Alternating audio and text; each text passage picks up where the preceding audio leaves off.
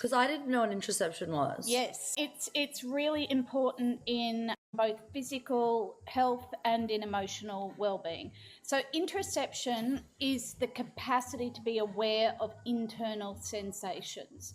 So that's knowing these sensations, they might be the physical ones. They could be the basic, like hunger, thirst, do you need to go to the toilet?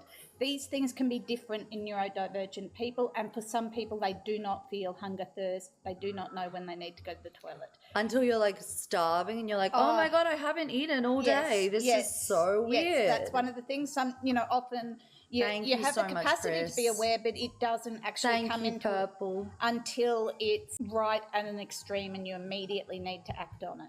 Then we've got all the sensations that tell us whether things are working or whether there's problems. So pain, abdominal discomfort. People with autism can have either decreased or increased sensations related to any of those experiences. If any, and have a combination of both.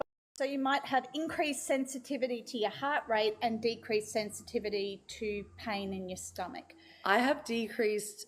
Like some things I find very painful, others I do not notice at all. I am constantly injuring myself, bruising myself. I've burnt myself again twice today, Dawn. Oh gosh, these are one of the big areas where, so just to get back to the other big area of interoception is how do we know what emotions we're having?